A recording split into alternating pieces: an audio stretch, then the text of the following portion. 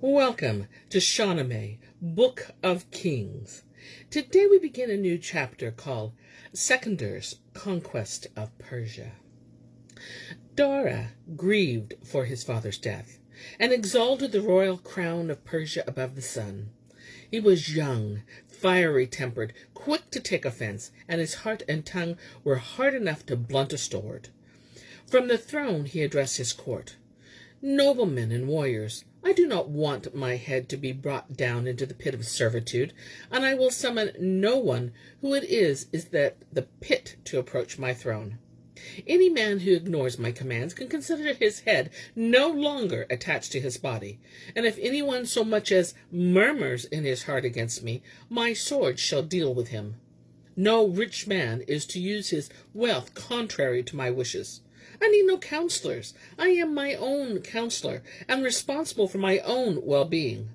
The pleasure, treaties, greatness, and sovereignty of the world are mine.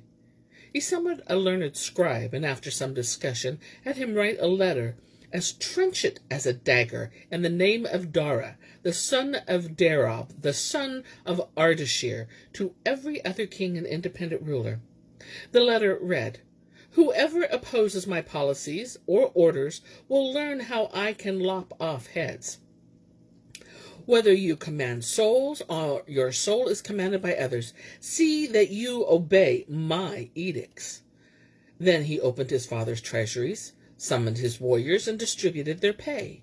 He raised the stipend of those who had received 4 coins to 8, paying one man with a goblet full of coins, another with a bowlful.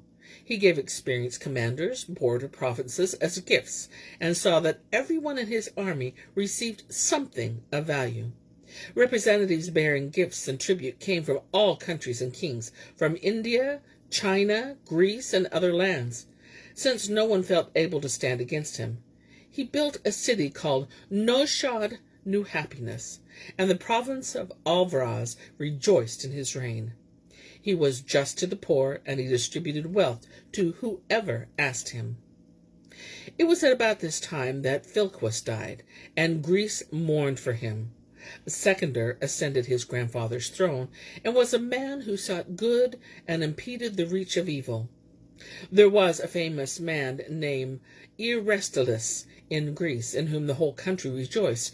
He was a wise, intelligent, resourceful person. This man came before Sekander and said, "Fortune smiles on you now, my lord, but even you can lose your fame. The royal throne has seen so many kings like you, and it belongs to no one forever. Whenever you say to yourself, 'I have reached my goal, I need no one to guide me in this world,' know that at that moment, when you will not listen to a wise counselor's words, you are the stupidest of men. We are made and born from dust, and we have no choice but to return to dust. If you act well, your name will survive you, and you will prosper during your reign. And if you sow evil, you will reap evil, and not sleep easily in this world for a single night." King Sekander approved of what he said, and instantly decided he'd be led, in banquets and in battles, by his guide, and see that he was always at his side. Then one day, an eloquent and courteous messenger arrived from Dara, asking that Greece's tribute be paid. But Sekander became angry at the thought of this tax he'd inherited, and said, "Go and tell Dara that the time for tribute from us is over. The hen that laid those golden eggs has died, and there is no more tribute to be had." When he heard such language, the messenger was terrified, and scuttled away from Greece. Sekander, meanwhile, gathered an army together, told them of what had happened, and said, "Not even a good man can escape the turning of the heavens. I must travel the face of the earth, and reckon on what there is of good and evil in the world. And now you must prepare yourselves to bid your country farewell." He opened the doors of his grandfather's treasury, and had his army equipped. At dawn, an uproar could be heard outside the young king's court. He set out, and followed by his banner, on which images of the bird of the royal fortune, the Homa, and the beloved cross were embroidered in red on a turquoise ground. The Greek army bore down on Egypt, and so thick were their ranks that not a mosquito or an ant could find a way through them. For a week the armies fought, and on the 8th day Sekander defeated the Egyptian forces. So many prisoners and so much plunder were taken that the victors were at a loss as to what to do with everything. There were maces and horses, warriors, army, horses, armor, Indian swords and golden scabbards, golden belts and golden saddles, brocade and more coins than their pack horses could carry, as well as the innumerable chieftains and horsemen who surrendered to them. From there, this lion-hearted warrior stretched out his claws towards Persia. When Dara heard that the Greek army was threatening this country's frontiers, he set out toward Greece with an army from Estekher, and so numerous were its lances that they impeded the winds as they blew. When his men reached the Euphrates, their number was greater than the blades of the grass on its shores. The river's water was invisible before the press of their armor. Sekander heard of the Persian troops' approach and set out to meet them. When there were about 2 parasangs distance between the two armies, he summoned his counselors, but after a while he tired of their talk and said, "There is only one way forward in this case. I'll go myself and meet him face to face. I'll be my own ambassador and see the strengths and weaknesses of my enemy." He put on a jeweled belt and a royal cloak worked with gold figures. His mount had a golden saddle, from which hung a golden scabbard. He picked 10 Greek advisers who were skilled in languages to accompany him, and his chieftains and interpreters set off at dawn. As he approached Dara, he dismounted and greeted the Persian king respectfully. Dara called him forward and motioned him to seat in a lower level from the throne. Dara's nobles were astonished by the handsome young man's stature and splendor and by his courteous behavior. Silently to themselves they called down blessings on his head. He sat where Dara had indicated, and then he rose, and, as if he were a mere envoy, produced a letter from Sekander. He began by wishing the king an eternal reign, and then continued, "I have no wish to seize your country, nor to fight against you on the plains of war. My aim is to travel round the earth to see the spacious world in its entirety. I look for justice, and I understand that you are sovereign over Persia's land. But if my progress here is not allowed, I can't go forward like an airborne cloud. You've come here with an army unaware of Sekander's intentions, but beware. If you desire to fight with me, I'll fight. I won't retreat in ignominious flight. Say when you're ready, then. You name the day, and see you don't forget or run away. No overwhelming force will make me yield when once my army's on the battlefield." Dara heard him out, and it seemed to him as if this young man were Dara himself, seated on the ivory throne in the royal torque and armbands resplendent with far, and with a crown on his head. Dara answered him, "What's your name and lineage? The royal far shines from your forehead as if you were a Chianid prince. You're too fine a man to be anyone's subject. I think that you are Sekander himself. With this far and stature and eloquence of yours, you seem born to sit on a throne." Sekander answered, "Neither in peace nor in war has a king ever done what you're suggesting. There are plenty of fine talkers in my monarch's court. They're the crown of all wise men. Sekander is wise enough to follow his ancestors and not to act as his own envoy. My commander gave me the message as I have delivered it to you, your majesty." A suitable pavilion was prepared for his stay, and when the evening meal was served, Dara had the Greek envoy summoned to eat with him. Once they had eaten, musicians were called and wine was served. As soon as he had drunk his wine, Sekander secreted the goblet beneath his clothes, and he did this a number of times. The cupbearer went to Dara and said, "Your Greek guest can't be separated from the goblets I serve him." Dara told him to ask him why he kept the goblets in his way. "Why, my lion lord," said the cupbearer, "you are keeping the goblets I give you?" Sekander answered, "And isn't his goblet the envoy's reward? But if the custom is different in Persia, then take them back and place them in your king's treasury." Dara laughed to hear such a custom, and had a goblet filled with jewels, surmounted by a splendid ruby, handed to him. Just at that moment, the men who had gone to Greece to demand tribute arrived at the gathering.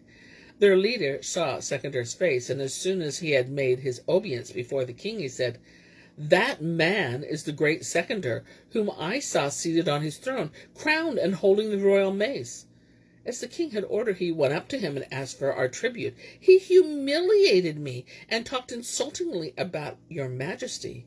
We fled from his realm on horseback by night. I saw no one like him in all of Greece.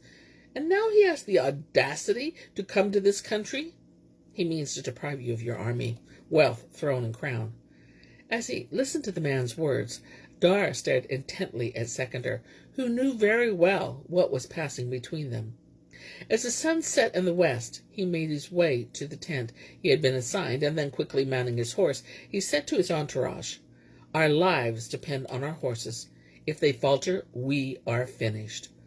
The group galloped away and were lost at the sight in the darkness. Dara sent someone to Sekandar's tent, and as soon as it became clear that his guests had fled, he sent 1,000 warriors after him.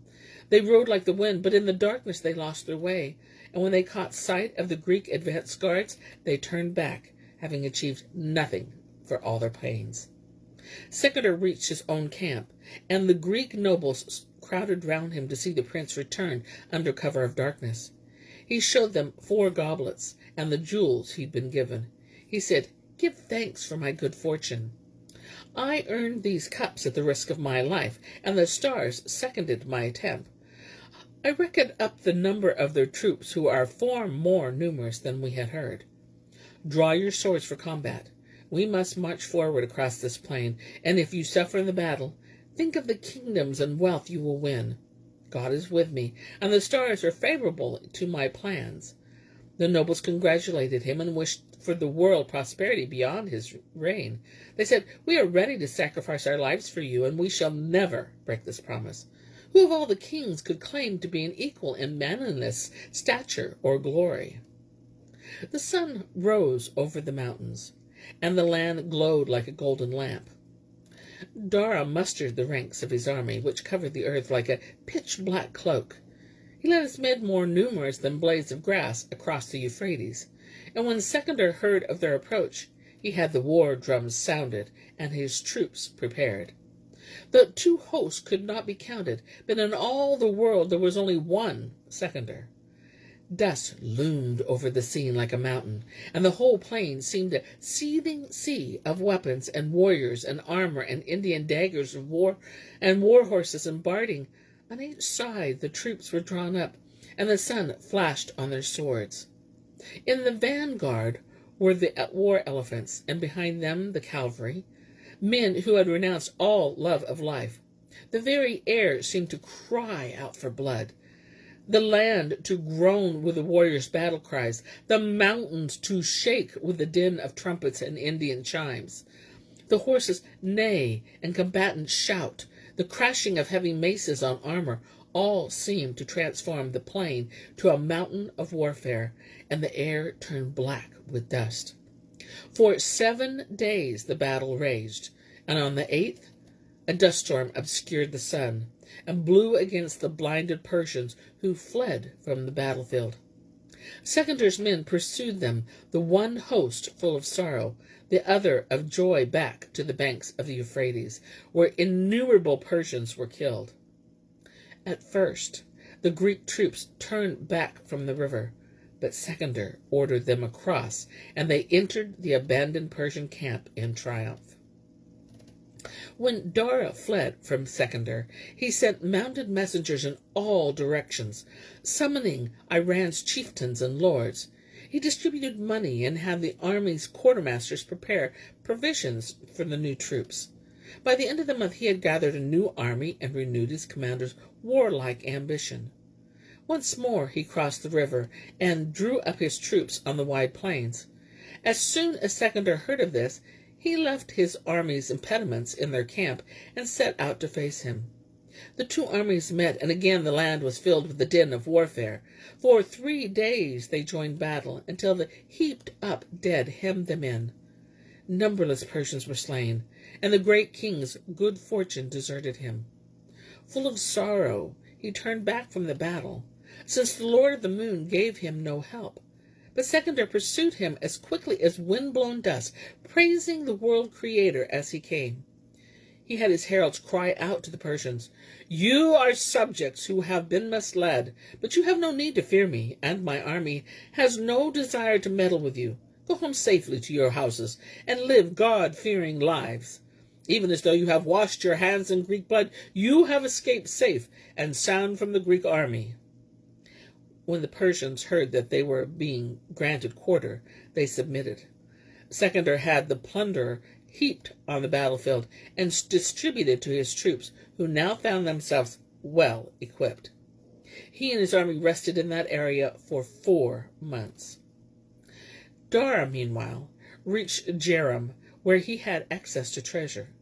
Filled with grief and sorrow, his nobles came before him. Sons wept for their lost fathers, and fathers for their lost sons. All the land of Iran was filled with the sounds of mourning, and tears stood in all the eyes like dew. From Jerum, Dara made his way to the pride of Persia, Sekander. Again, messengers were sent out to all quarters, and the army gathered before the king's palace. Dara sat there on a golden throne, and his loyal troops paraded before him. Then he addressed them. "My wise and warlike warriors, you see the straits we're in, and you know our enemy." And he spoke. Grief overwhelmed his voice. He wept and said, "It is a better choice to die today as men than to remain alive and subject to an alien reign. The ancient kings who came before us here were paid with foreign tribute every year. Once we were mighty, and in everything the Greek realm bowed before the Persian king. Our luck has turned, and Sekander alone will rule this land and seize our crown and throne. So he'll be here too soon, and Persia then will be a sea of blood. This country's men, its women, and its children will be made the captives of this conquering renegade. But if you will now make common cause with me, we can drive back this pain and misery. These warriors were our prey once, filled with dread. When Persia threatened, they turned tail and fled. Now they're the leopard, and we've become the prey. When battles joined, it's we who run away. But if we stand together, we can still crush them and bend their country to our will. Whoever falters in this war and tries to save his selfish soul should realize it is the world that will be lost or freed. They are Zahak, and we are now Jamshed." He wept, and as he spoke, his heart was filled with pain, his cheeks were yellow, and his lips blue with suffering. His wise, grief-stricken nobles rose and shouted in answer, "We have no desire to live without the king, and we are ready for battle. And we shall make the world a harsh place for those you wish ill. We shall fight together, whether we conquer lands and provinces, or find only the earth of the grave." Dara distributed weapons and money to his army and to his country's chieftains. When Sekandar heard of Dara's renewed bid for sovereignty, he led his armies out of Iraq, and as he marched, he prayed to God in Greek. Sekandar's army had neither center nor limit, and Dara's good fortune had deserted him. Nevertheless, Dara led his army out of Sekander, and his troops were so numerous that they seemed to block the turning of the stars in the sky. The armies of the two countries were drawn up in ranks, the men clutching their lances, maces, and daggers. Such a cry went up from both hosts that it seemed to split the ears of the heavens. The warriors' blood transformed the earth to a sea, and headless bodies lay strewn about the battlefield. For the 3rd time, Dara suffered defeat. Sekander pressed forward with his attack, and in fear for his life, Dara led his army towards Kerman. Sekander, meanwhile, took up residence in Sekander, the noblest of Persian cities, and from his court a bold proclamation was made. "Whoever seeks out God's forgiveness for the deeds that he's committed in this war, or looks for my protection, will soon find that I've a merciful and generous mind. I've helped the wounded, and I will not shed the blood of enemies who were misled, since I'm aware of God of victory has given this imperial crown to me. My hand won't touch what isn't mine. My soul has chosen light and wisdom as its goal. But as far as those who thwart my wishes, they will find a dragon standing in front of them. Then he distributed the plunder to his army. By the time Dara reached Kerman, 2/3 of his forces were nowhere to be seen, and wailing was heard among his troops, who were helmetless and dejected. He called together the chieftains who had been with him in battle, all of whom were weeping and bemoaning their fate. Dara addressed them. There can be no doubt that the heavens have turned against because of me. No one in the world has ever seen such a defeat, nor have we heard of one like this from those we've known in the past. Our royal women and children are captives, or they have been murdered with lances and arrows. What can you see that might save us, or that might make those who hate us turn back from their course? No country, no army, no throne or crown, no sovereignty, no heirs, no treasure or forces remain to us. If God does not have pity on us now, we are ruined forever.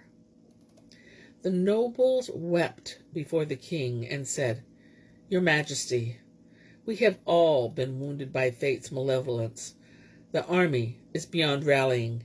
We, like other men over whose helmets flood waters are rising, fathers have lost their sons, and sons their fathers, and this is now the way of the turning heavens towards us. Our mothers, sisters, and daughters are in Sekandar's hands, and the veiled women of your court who trembled for your life together with the ancestral treasures you inherited, the noble women of our people, and the wealth of our kings, are all in the palm of the Greek conquerors. Your one hope is to conciliate to him, for the crown does not stay always with one man. You will have to truckle to him and speak fair words to him, and then we shall see whether all this will end with fate looking more favorably on us. Write him a letter, and try to enlighten his dark soul. The heavens turn above him too, and a wise man will understand this. When he heard this, Dara did what seemed best to him, and he summoned a scribe. And here ends my tale for today. But I'll be back tomorrow with more tales. Many more tales. Until then, my friends,